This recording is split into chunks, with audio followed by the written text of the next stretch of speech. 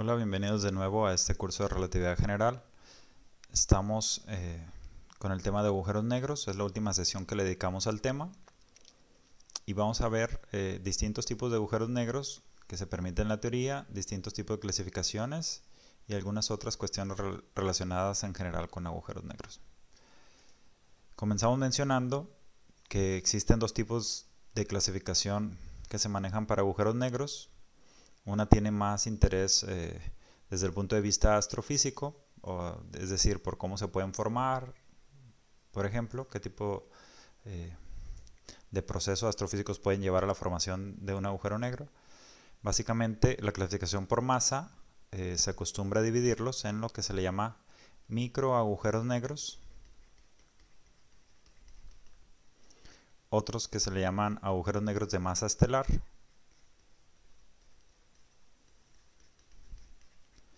otros que se llaman de masa intermedia,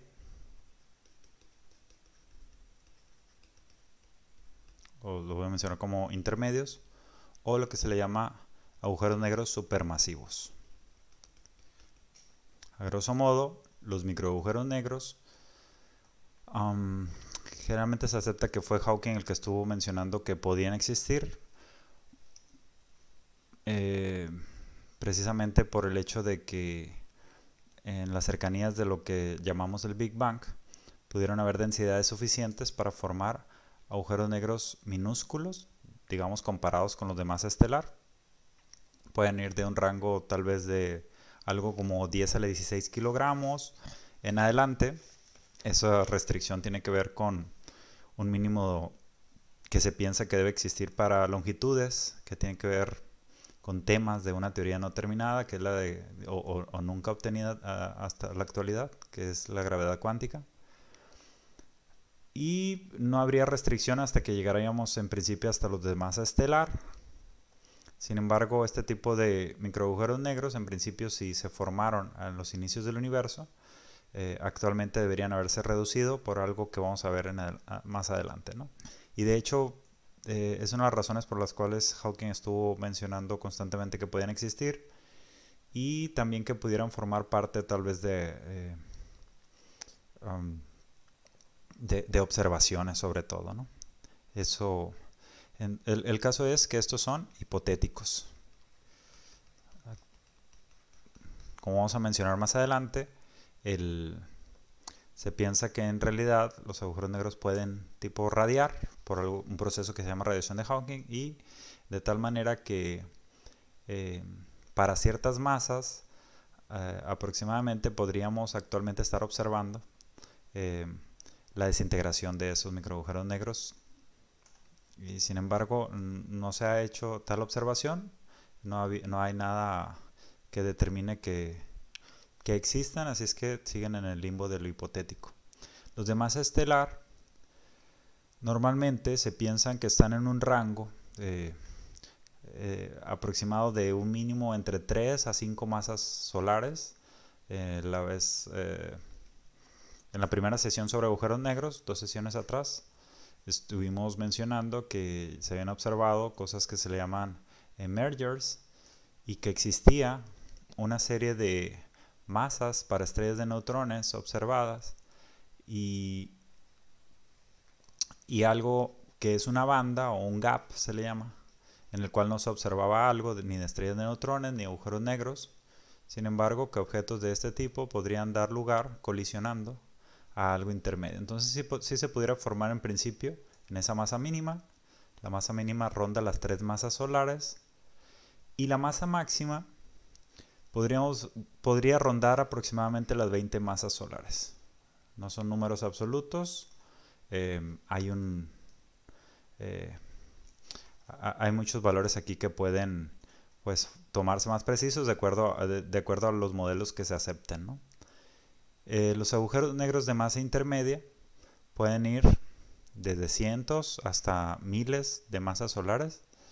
Eh, eh, Podríamos decir que es más o menos 10 a la 2 o 100 masas solares hasta un rango aproximadamente de unas 100.000 masas solares. Estos en sí, básicamente, aparentemente ya se observó alguno en el que se tenían agujeros negros que tal vez por su cuenta habían sido formados a través de lo que le llamamos mergers, en que existen dos agujeros negros que colisionen, den lugar a uno con mayor masa, tal como el que se observó en septiembre del año 2015. Y se observaron unos que daban lugar a un objeto de aproximadamente 140 y algo masas solares. Entonces esto ya estaría formando parte de lo que se llaman intermedios. Y es importante también determinar que realmente existen como paso intermedio a cosas más grandes, ¿no? Los supermasivos, en cambio, estamos hablando de, digamos, ya del mínimo de esto, podrían ser formados a través de muchos agujeros negros de masa intermedia. Es decir, estamos pensando que la mayoría de estos intermedios en realidad podrían haber sido formados, tal vez en algunos de ellos podrían haber sido formados por primeras estrellas, esas estrellas que nunca se han observado, que estaban formadas prácticamente exclusivamente de hidrógeno y helio, y que gracias a su explosión dieron lugar a elementos más pesados y formaron la siguiente generación de estrellas, ¿no? Esas primeras estrellas existen indicios de que sí deberían existir, pero directamente nunca se han observado. Entonces, tienen unas masas enormes y podrían dar lugar directamente a algo como esto, ¿no? También se llega a pensar que existen procesos de algo que se llama colapso directo, pero ese proceso en realidad no es algo que esté comprobado, al menos desde el punto de vista astrofísico. Y los supermasivos, actualmente prácticamente está demostrado que existen y están del orden que decíamos del mínimo de los intermedios a algo del orden de las 10.000 millones de masas solares. Podríamos ponerlo como 10 a la 10 masas solares, y los supermasivos se dan en el centro de galaxias. Entonces decía que los procesos astrofísicos, por ejemplo los de masa estelar, estrellas que estén del orden de 20, 30 o 40 masas solares, no se sabe en realidad exactamente, podrían dar lugar, en lugar tal vez de dar lugar a una explosión, algunos de ellos ya se piensa que podrían también existir mediante lo que mencioné hace un momento, que es el colapso directo. Como comentaba, no son procesos fundamentales desde el punto de vista teórico, pero sí desde el punto de vista astrofísico, y tienen su interés cada uno de ellos, en particular los supermasivos. Serían la forma en la que objetos como los cuásares generan pues rayos muy energéticos y focalizados hacia nosotros, digamos, para poderlos observar en forma de cuásares, precisamente, ¿no? Los núcleos de galaxias activos también se piensa están su fuente de energía, digamos, serían los agujeros negros supermasivos. De hecho, hay toda una historia ahí de que pues básicamente no se conocen procesos que pudieran dar tanta energía a algo, más que la caída de material y la conversión de energía que se da en ello, ¿no? En particular, en de supermasivos podemos mencionar el del centro de nuestra galaxia. Aquí voy a mencionar algunos detalles. Por ejemplo, en el caso de los supermasivos, hay alguna lista, si ustedes googlean lista de agujeros negros supermasivos en Wikipedia, por ejemplo, van a encontrarse toda una lista.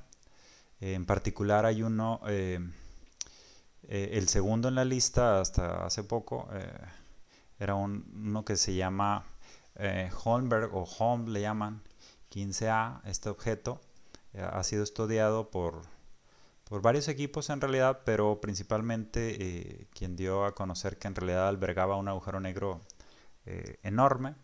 Estamos hablando de un objeto que tiene más o menos 4 por 10 a la 10 masas solares. Hago hincapié un poco en esto porque en realidad conozco a personas que estuvieron involucrados en ese estudio. El líder se llama Omar López Cruz, está en Puebla, trabaja y ha formado, además de varias cosas interesantes con esto, en particular dio a conocer algún par de estudios o más en el que su equipo mostraba por qué pensaban que era pues el mayor monstruo conocido hasta ese momento en el universo, ¿no? Algunas cosas de esto Podrían corregirse un poco tal vez estos números, pero claramente este es uno de los objetos más masivos que deberían corresponder a un agujero negro. Como comparación, el del centro de nuestra galaxia, para que veamos qué tan enorme es esto, se llama Sagitario A estrella. Voy a poner aquí uno de mis famosos dibujitos. Nosotros estamos en la Vía Láctea, es una galaxia espiral. Nosotros estamos en una de las partes del disco, y esta parte central lo que conocemos como el bulbo, y nuestra distancia hacia el centro de la galaxia son más o menos 27.000 años luz. Ahí es más o menos donde está este objeto, y se ha estudiado a lo largo de muchos años. Las personas que recibieron el premio Nobel, dos de ellos fue precisamente por estudiar este agujero negro supermasivo, y la masa de este es más o menos de 4 millones de masas solares. Es decir, estamos hablando de algo 10.000 veces más grande, ¿no? Recuerden que el radio de Schwarzschild, por ejemplo, está determinado es directamente proporcional a la masa.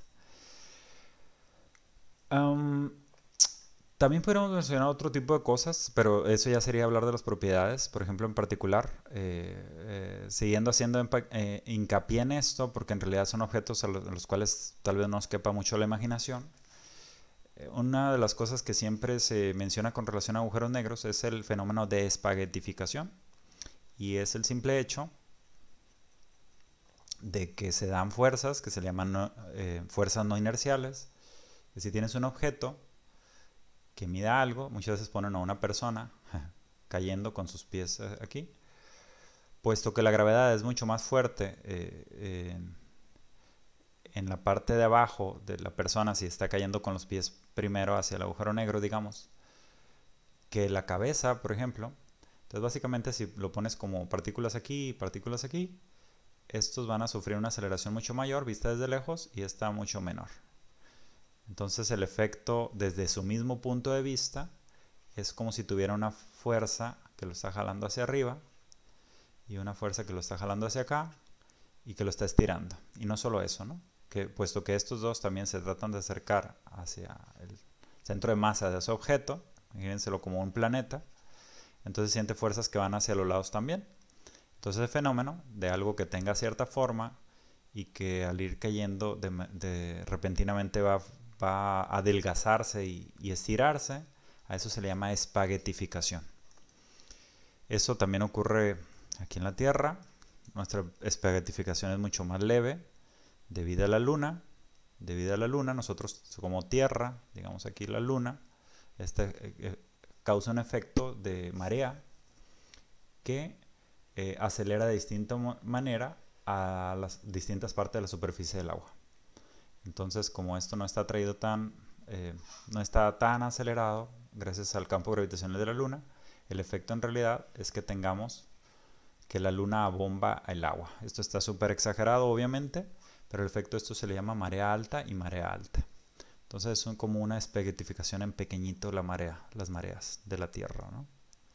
Y también sucede lo mismo que decíamos, de que hacia acá esto se ve como adelgazado también. El caso es que en los agujeros negros supermasivos siempre se menciona la espaguetificación como uno de los fenómenos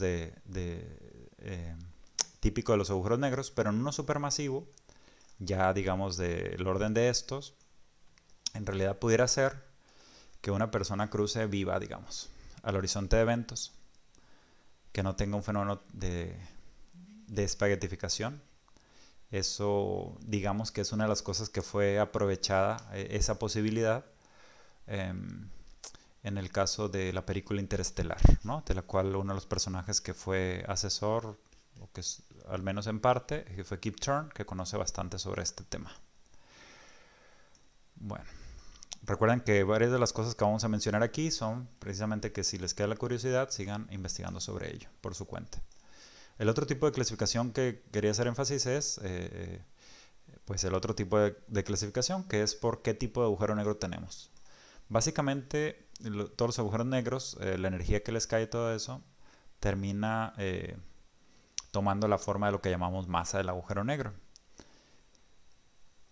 Pero también pueden tener otras propiedades y esto ya se conoce con el nombre de un teorema, que la forma final estable de un agujero negro solo va a ser caracterizado por masa, por su carga eléctrica, si posee o no, y por su momento angular total, ¿no? Es decir, el giro. Va a haber una cosa que tiene que ver, que se va a conservar. Nosotros conocemos que la ley de conservación de momento angular es una de las leyes de conservación fundamentales en física, así como otras cosas, carga eléctrica, por ejemplo, para ciertos sistemas. Y la cuestión de la masa aquí básicamente es que hay una medida de algo que se llama masa irreducible del agujero negro, ¿no?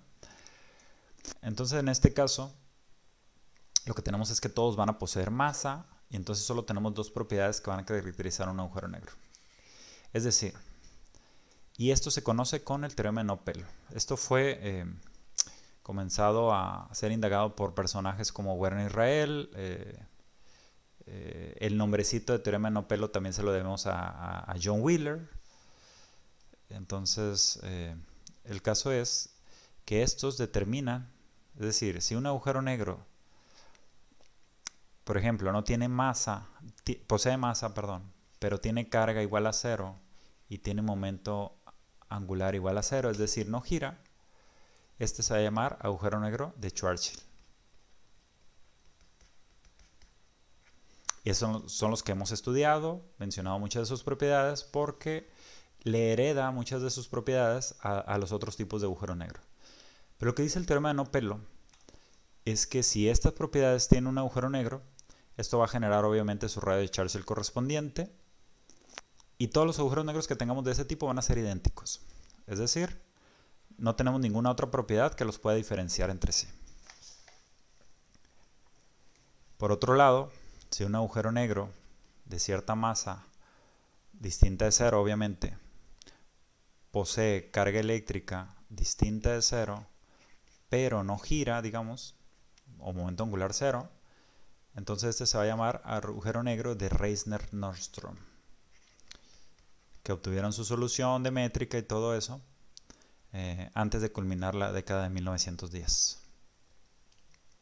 En cambio, si tenemos un agujero negro que tenga carga eléctrica igual a cero, pero momento angular distinto de cero, entonces tenemos algo que se llama agujero negro de Kerr.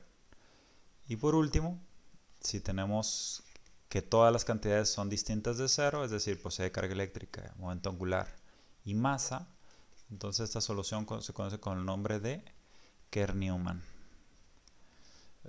Probablemente me equivoque en el número de n's ahí.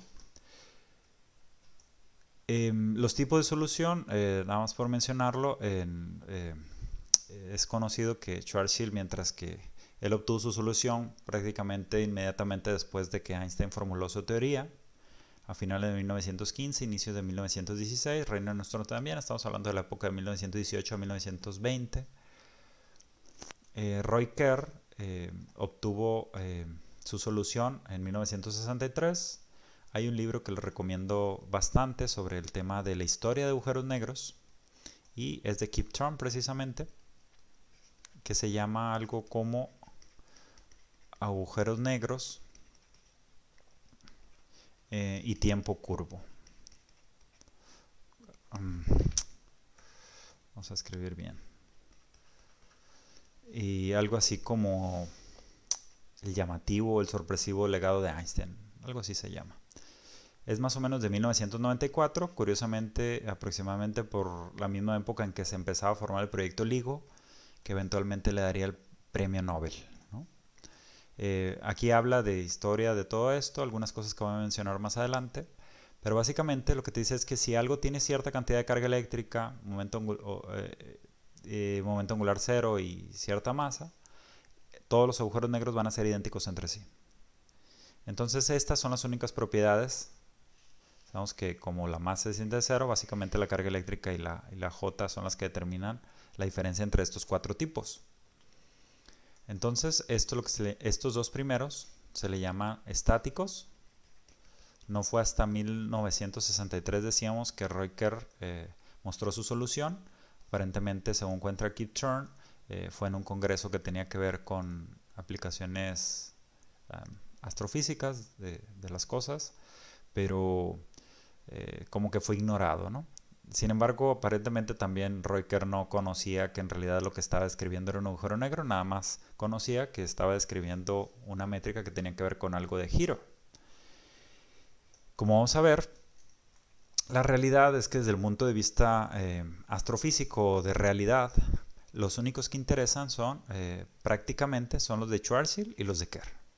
El de Reiner-Nordström, puesto que la mayoría de los objetos en este universo son neutrales, se piensa que no tiene mucha relevancia. Prácticamente en cuanto se formara alguno cargado, el agujero negro iba a absorber la carga opuesta y se neutralizaría básicamente, formando tal vez algo más parecido al agujero negro de Schwarzschild. O en el caso de que tuviera un momento angular suficientemente grande, pues sería más relevante más bien la métrica de Kerr. Y la de Kerr-Newman, por lo mismo que dijimos de la neutralización, tampoco es de tanto interés. Y además, la métrica de Schwarzschild se parece demasiado a la métrica de Reiner-Nordström, ¿no? Como un ejemplo, como comparación y como recordatorio, el agujero negro de Reiner-Nordström tiene una forma muy sencilla en realidad, que la parte temporal, por ejemplo, sería 1 menos el radio de Schwarzschild entre R, que conocemos usualmente, más algo que le podemos llamar RQ elevado al cuadrado sobre R multiplicado por dt cuadrada. Y me voy a quedar con la pura parte radial. Sería más de R cuadrada sobre 1 menos RS sobre R, el radio de Schwarzschild, más RQ cuadrada sobre R, más la parte angular. Lo voy a mencionar también. Si ustedes recuerdan, la solución de Schwarzschild básicamente se obtiene cuando pones RQ igual a 0. Te lleva a Schwarzschild directamente. Esta también es una métrica que se conoce como métrica estática, en el sentido de que todas las geodésicas son radiales, por ejemplo, cuando dejamos algo en caída libre. En cambio, la métrica de Kerr, aunque sigue tomando la misma forma y también tiene simetría con rotaciones en el eje phi, por ejemplo, pensando que la rotación está en el eje z, el eje de rotación del agujero negro, en este caso se le llama estacionaria, ¿no? Entonces, porque toma la misma forma, pero lo que son básicamente las geodésicas van a generar tal vez algún movimiento esto también está relacionado con se llama estática y esta se le llama estacionaria. Vamos para familiarizarnos un poquito más con la nomenclatura. La de Kerr sí es una forma más complicada. En este caso se usan distintos tipos de coordenadas para interpretarlo, pero me gustaría mencionar qué otro tipo de cosa diferencia, por ejemplo, a lo que es una métrica como de este tipo, ¿no? Porque en este caso sí podemos decir muchas propiedades, las voy a mencionar de hecho muy brevemente. Básicamente el hecho es que tal como en el caso de Schwarzschild, tal vez no hicimos ese énfasis, pero la presencia de horizonte de eventos viene determinado porque la componente GRR o G11 sea igual a 0.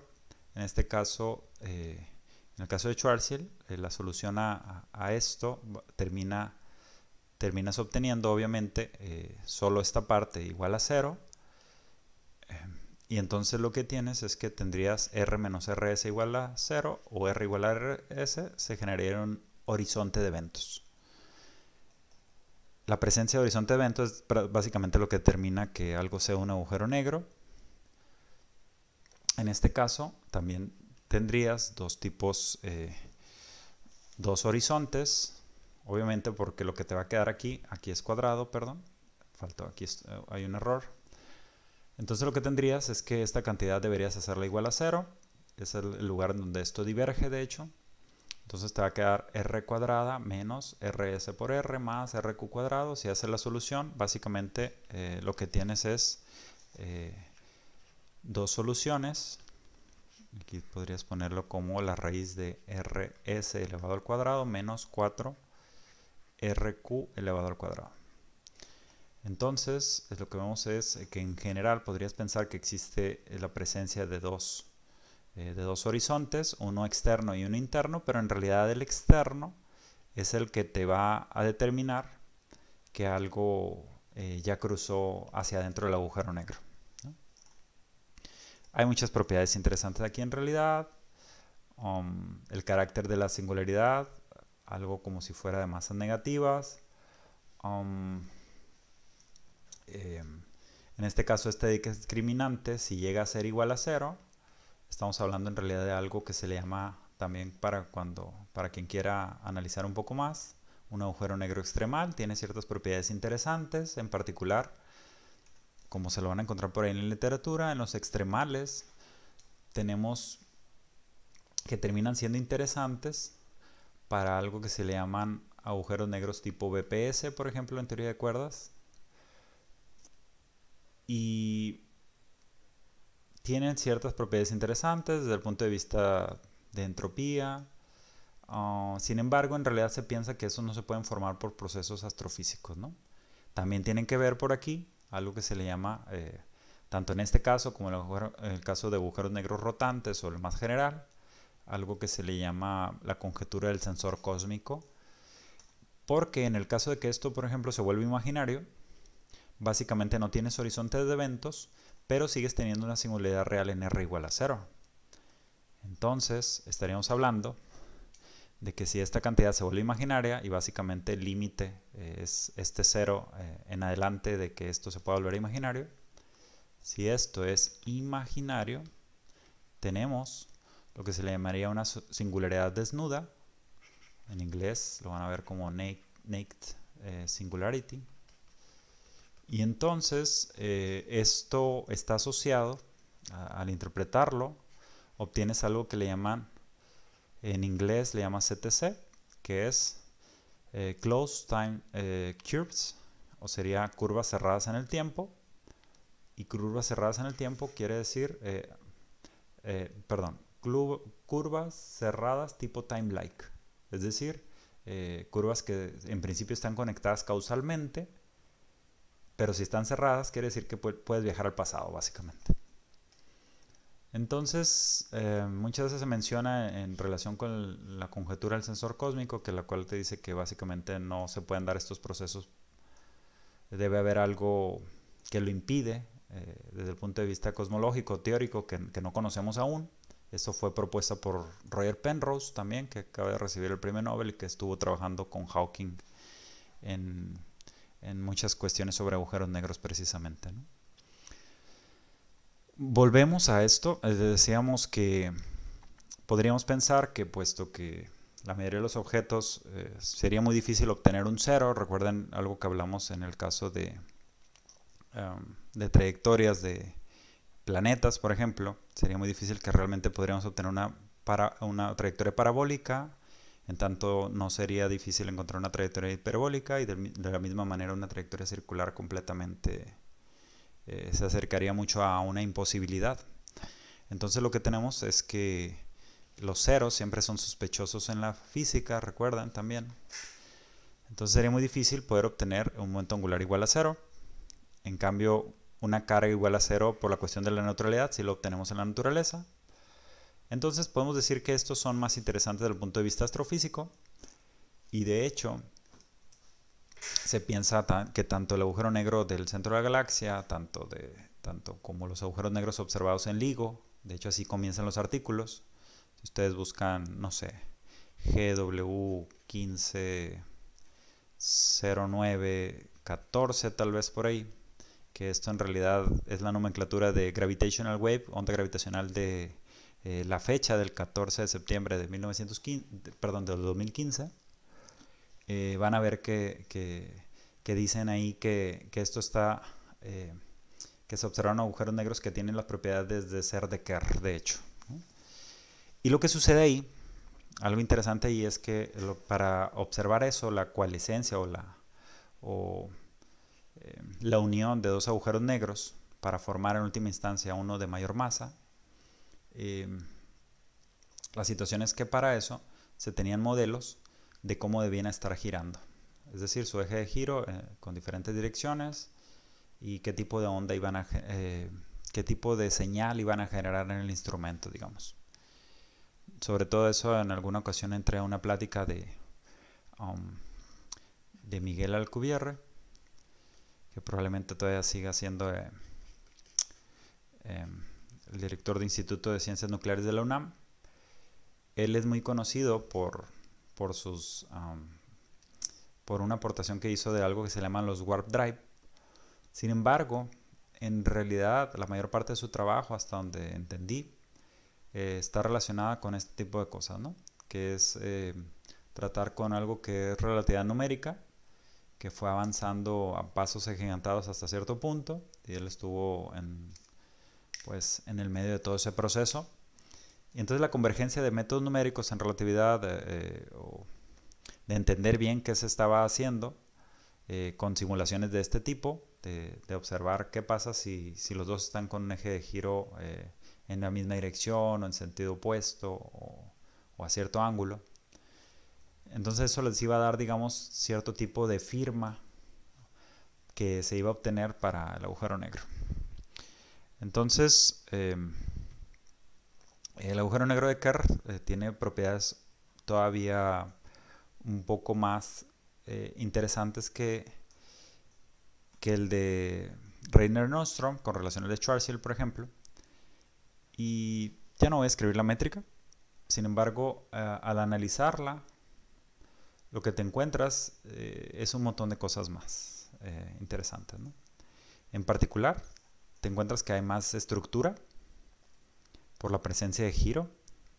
Te encuentras tal como en este caso, te encuentras un agujero negro, un horizonte de eventos externo, uno interno posible. En ese caso hay muchas similitudes. En ambos casos existe la idea de que tienes una posibilidad de descripción tipo agujero de gusano.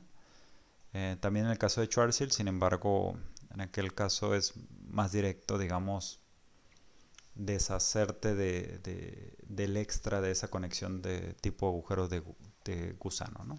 No vamos a mencionar mucho eso, pero tenemos, en el caso de Kerr, tenemos dos horizontes de eventos, como decíamos, uno externo, uno interno, pero también, además, lo que era la singularidad de punto, ahora se ve como tipo anillo, ¿no?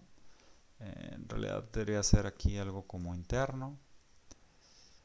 La singularidad sería como una línea tipo anillo, lo cual está ya un poco raro.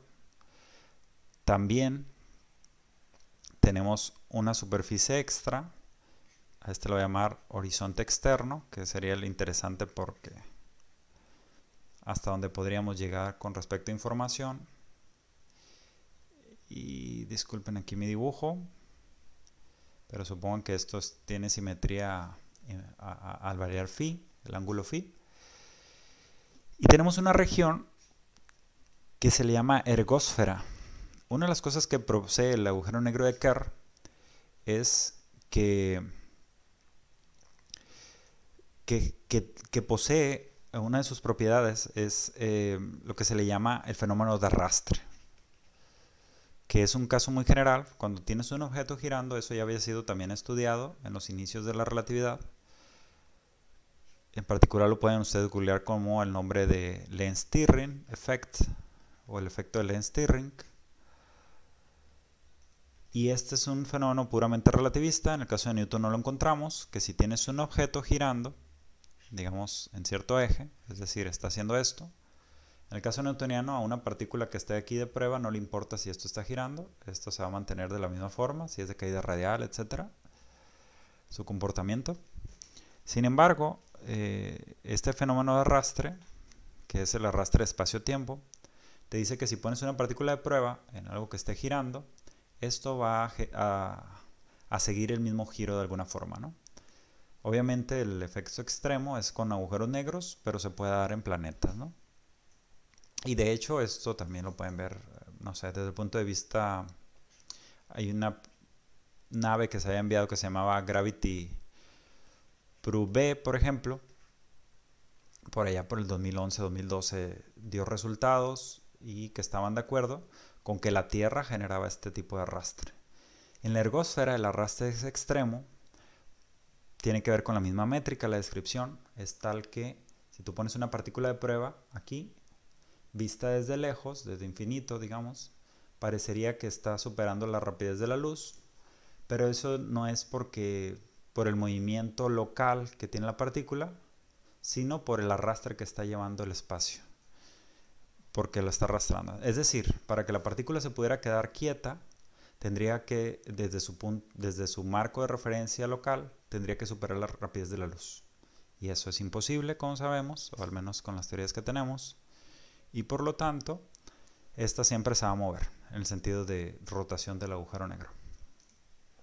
O ese que dicta la conservación de momento angular. Algo curioso con esta ergósfera, también aquí sale el nombre de Penrose por aquí. Hay un mecanismo que se llama mecanismo de Penrose, porque también podemos mencionar aquí que existe un límite de momento angular con relación a cierta masa que tengas. O sea, el J siempre es menor que satisface cierta relación con relación a la masa.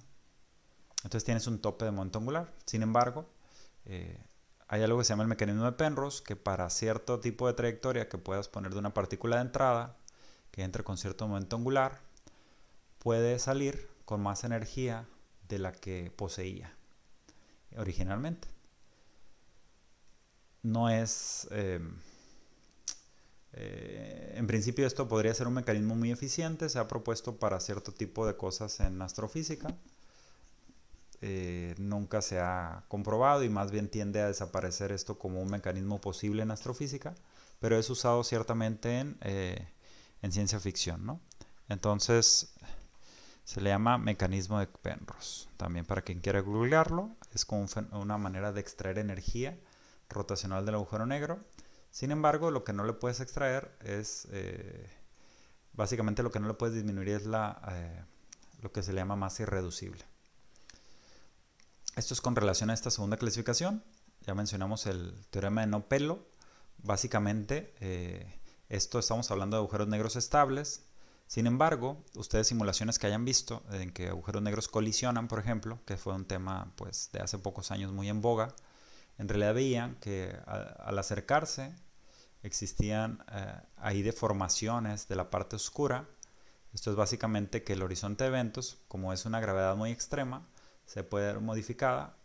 Después estos giran y eventualmente veían cosas ahí medio raras, pero muy rápido se formaba algo bastante esférico, digamos. Esta es la idea detrás de... el hecho es que esta distribución asimétrica de masa genera unas cosas que se le llaman momentos cuadrupolares, y básicamente la idea es que cualquier tipo de estos chipotes extra se van a radiar en la forma de ondas gravitacionales. Y de hecho también ahí están algunos personajes. No sé, hay un teorema que se le llama, si no recuerdo mal, de Price, que en resumen lo puedes leer algo así como que todo lo que puede ser radiado va a ser radiado. Así de simple. Usó métodos computacionales, si no recuerdo mal, todo ese tipo de cosas. Y básicamente es pensar que si existieran un horizonte de eventos que tuviera chipotes como montañas en la Tierra, este va a ser radiado en forma de ondas gravitacionales al espacio y eventualmente tienes uno de los 4 agujeros negros que conocemos. Voy a irme un poco más rápido en este tema. Todo esto lleva, todo este análisis de pensar en masas irreducibles y en todo caso en áreas irreducibles también, llegó a hacer pensar también por ahí creo que está el nombre mismo de Werner Israel, pero está en especial el de Stephen Hawking, el de Brandon Carter, etc.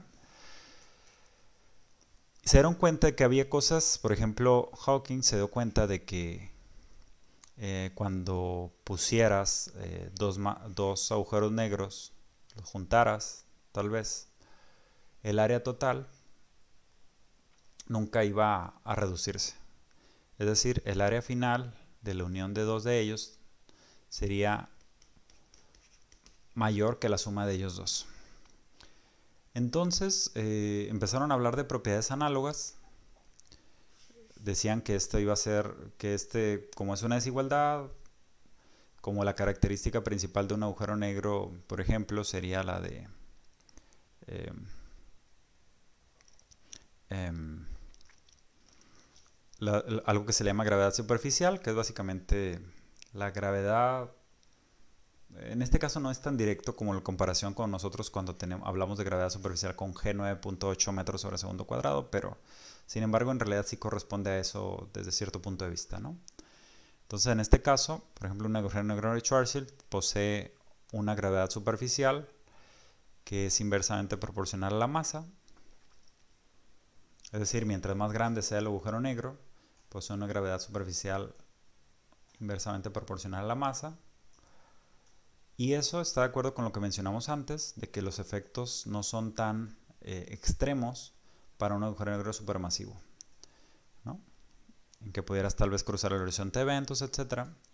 Entonces se empezó a hablar de análogos de propiedades termodinámicas, porque básicamente se empezó a pensar que era similar a lo que es la temperatura. Esto se empezó a pensar que era similar a la entropía. Y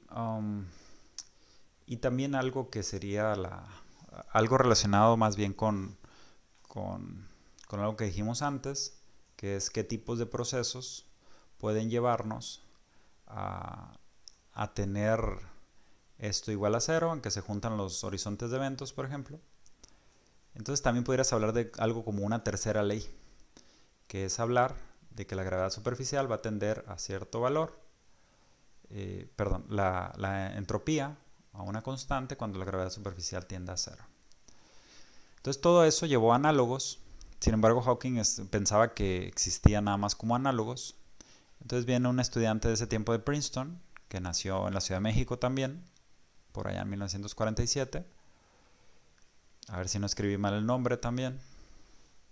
No recuerdo si va una C por aquí, pero se llama Jacob Bekenstein. Y él viene con la idea de que estas analogías que se tenían entre agujeros negros y termodinámica no eran solo analogías, sino que dijo que realmente la entropía que se le debería asociar a un agujero negro debería ser proporcional al área que posee. Hawking pensó originalmente que eso eran tonterías.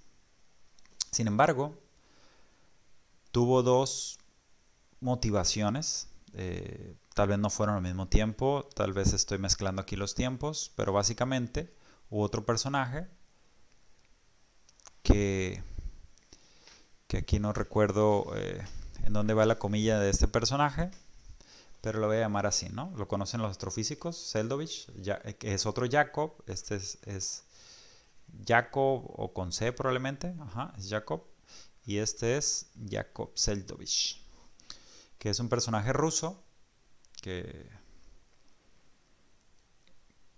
hay toda una historia ahí, les comentaba en el libro de Kip Thorne al respecto, de cómo este era el líder de ese grupo. En cambio, Bekenstein, digamos que cuando le mencionó a Hawking esta idea, o cuando la vio Hawking, dijo, no, eso no puede ser.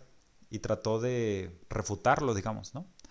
Porque básicamente lo que sucede cuando empiezas a pensar en cuestiones de termodinámicas, en un agujero negro, digamos, lo que tienes es la caída de objetos que, digamos, se pierden para el resto del universo. Y por otro lado, además, tiene la situación de que la gravedad parece dar cierto grado de orden, ¿no? Y una de las formas más simples o más ingenuas, digamos, de interpretar la entropía es como una medida del desorden. Porque si ustedes recuerdan, es como una idea de cómo se va a acomodar la energía en los grados de libertad disponible. Algo mientras mayor entropía tenga, quiere decir que se estuvo distribuyendo en todos los grados de libertad que podía poseer ese sistema. Entonces, en este caso, cuando hablas de partículas cayendo hacia un agujero negro, estás hablando de cosas que parecen ir un poco contrario a esa percepción, ¿no? En particular con la idea de desorden. Estas partículas que están cayendo hacia el agujero negro parece que están aumentando el desorden, aumentando el orden. La realidad es que no es... la manera de hablar de orden ahí no tiene que ver, no debería tener que ver con lo visual que podamos hacer las cosas. Por eso decía que es una como manera ingenua de verlo. Um, y por otro lado, cuando estas caen ya desaparecen para el resto del universo, digamos. Y entonces eso parecería como como que no pudieras hablar de entropía para esto, o no de una manera simple, ¿no?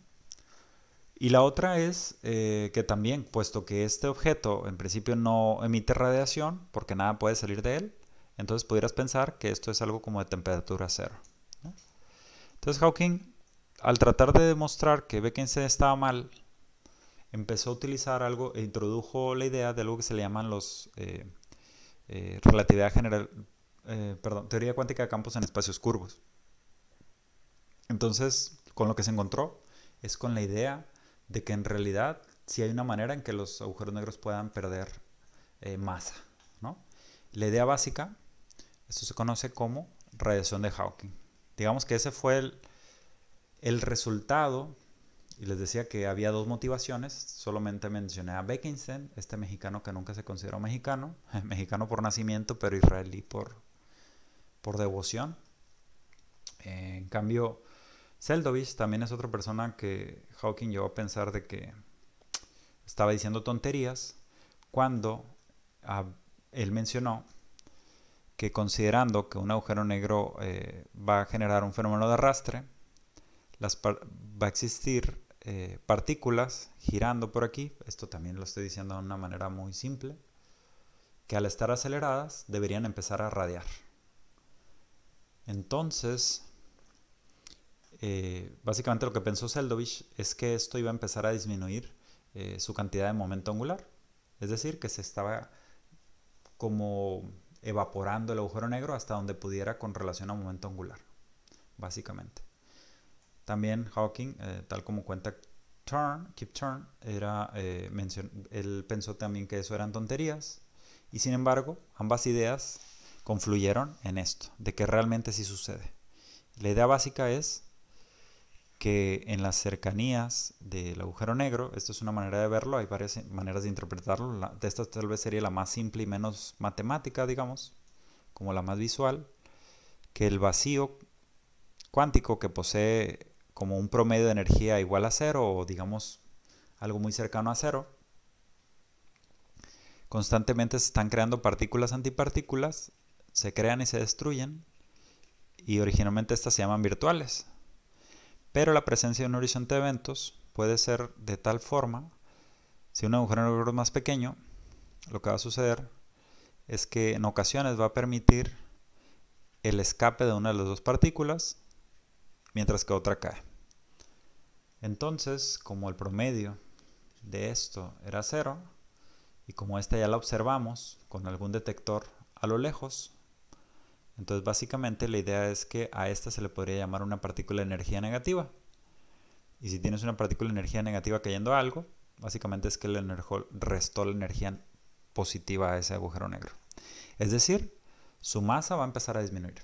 Entonces básicamente la idea de esto es que mientras más pequeño es un agujero negro, permite, esto es como una cuestión estadística, permite que esto se vaya haciendo más pequeño cada vez. Entonces esto se conoce como evaporación de Hawking. Se ha calculado los tiempos en los que algo tardaría en deshacerse, pero básicamente el resultado de Hawking, lo que nos interesaría es que obtuvo un valor de entropía. Él sí obtuvo, digamos, mientras que Bekenstein tenía la idea más o menos la idea correcta, no obtuvo los valores precisos. Entonces, este sería proporcional. Voy a poner nada más como proporcional. En realidad sería la constante de Boltzmann por el área del agujero negro entre 4 veces el área de Planck, o la longitud de Planck al cuadrado. Pero esto sería la entropía, que podrías decir aquí Bekenstein-Hawking, o entropía de black hole, coinciden las iniciales, es proporcional al área del agujero negro. En realidad, lo que quiere decir esto es que hay una gran entropía para cosas para un agujero negro de cierta masa. ¿Por qué? Porque el área dividido entre el área de Planck resulta ser una cantidad muy grande, ¿no? El área de Planck es básicamente la longitud de Planck al cuadrado. La longitud de Planck al cuadrado es básicamente h barra g sobre s cúbica, poniendo unidades. Muchas veces estas unidades se ponen igual a 1, entonces estás hablando simplemente que esto sería, incluso pones la constante de Boltzmann a 1 también, le llamas unidades naturales a todo eso y básicamente estarías diciendo área sobre 4. Sin embargo, esto es una cantidad muy grande en realidad, ¿no? Cuando recuperas unidades. Y por otro lado, también estarías hablando de que esto emite radiación. Es decir, decíamos que esto es un fenómeno aleatorio. Mientras más grande es el agujero negro, básicamente es más difícil que esta perturbación, que además no se mira, eh, eh, esta perturbación no, no permitiría la salida tanto de esas, o la creación de estos pares en que una cae y la otra se va a infinito, digamos. Entonces la tasa a la que esto radia es mucho menor. Y de eso básicamente esto va codificado también con que la temperatura de un agujero negro es inversamente proporcional a la masa del agujero negro. Como dijimos, el radio de Schwarzschild, por ejemplo, es proporcional a la masa, por lo tanto el área es inversamente proporcional.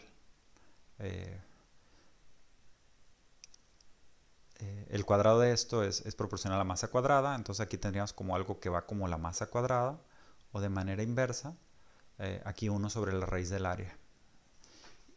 Entonces, lo que quiere decir es que para objetos que tengan una masa suficientemente pequeña, van a radiar con una temperatura cada vez mayor. Y se ha calculado, se ha estimado también cuál debería ser el tiempo para que un agujero negro se termine de evaporar. Nada más voy a poner un ejemplo. Por ejemplo, para uno de una masa solar, el tiempo de evaporación, lo voy a poner por aquí, sería proporcional a la masa al cubo. Y para el caso de una sola masa solar, el tiempo sería 10 a la 67 años. Como comparación, se evaporaría, voy a poner aquí. Como comparación, la edad actual del universo ronda los 13.700 o 13.800 millones de años. Y estamos hablando de que eso es 1.4 más o menos por 10 a la 10 años.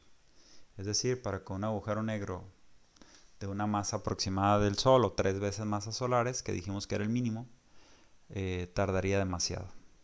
En cambio, para la idea esa hipotética que dijimos a un principio de Hawking, de los microagujeros negros, él pensó precisamente que podía existir algunos en los cuales su masa sea tan pequeña que en la actualidad que básicamente exploten.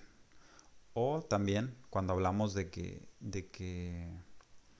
la posible formación de microagujeros negros en colisionadores, por ejemplo, esos básicamente se desharían de inmediato en la forma de una explosión y se verían como residuo o, como menciono a veces, como cochinero ahí, ¿no?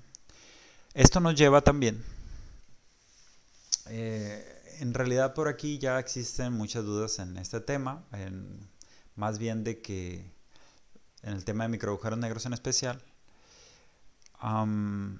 porque en particular este proceso, si algo se termina de evaporar, en particular estás esperando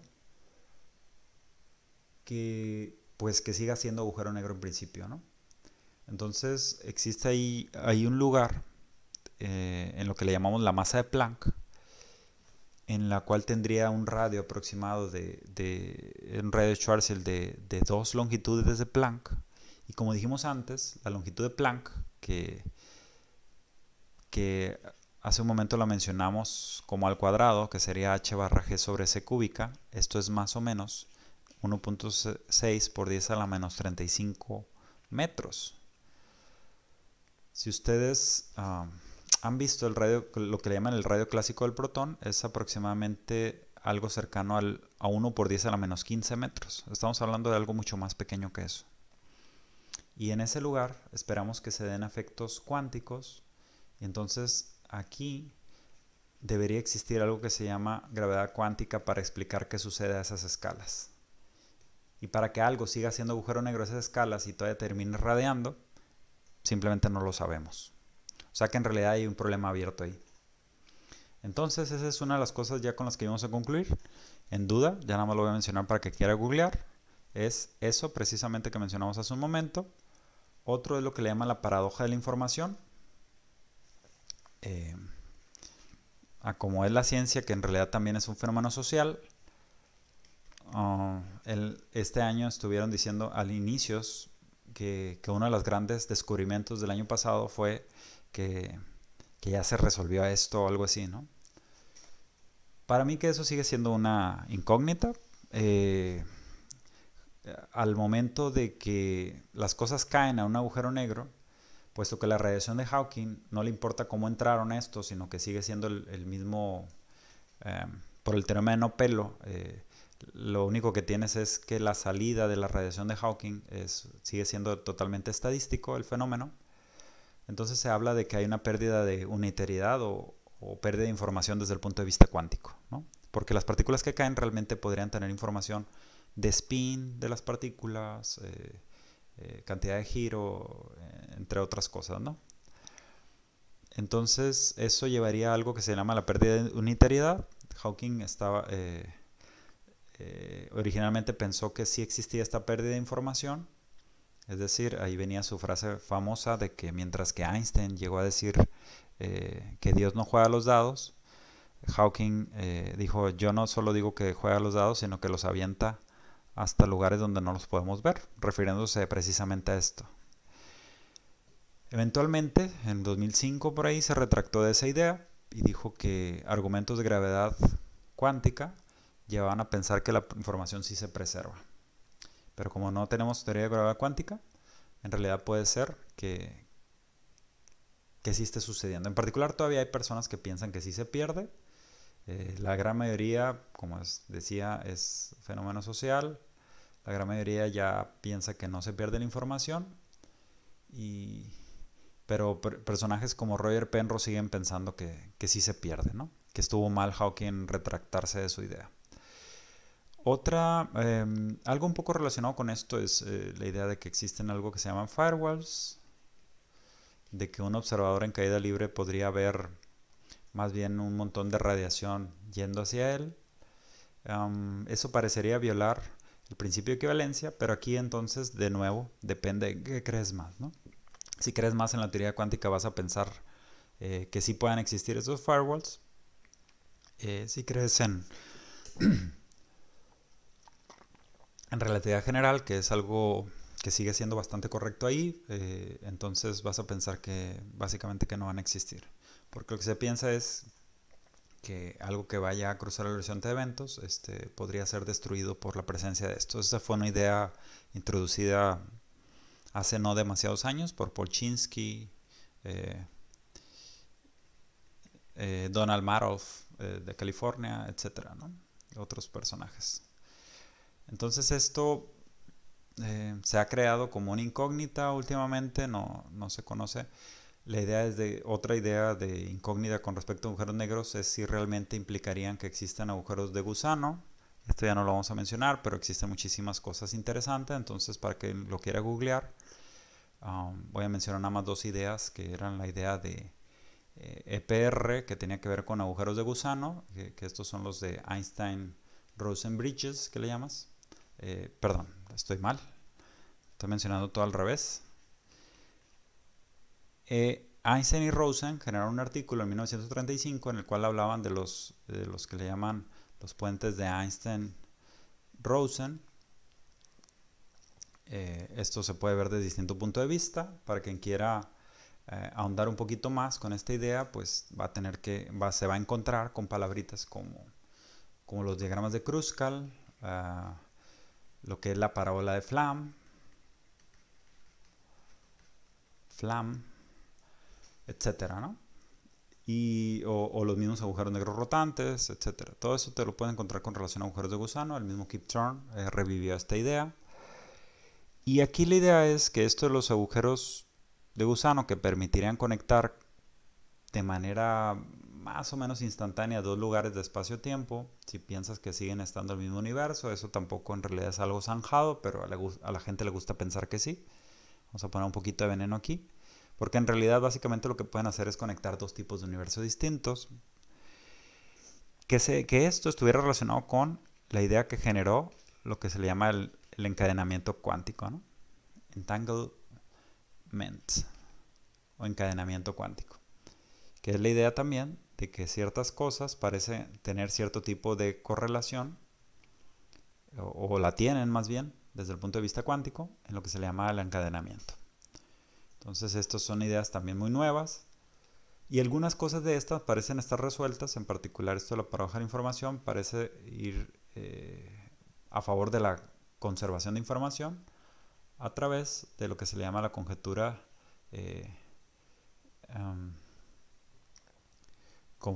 entre conformal field theories y espacios ADS. Esto para quien quiera ahondar un poquito más sobre qué cosas hay en duda.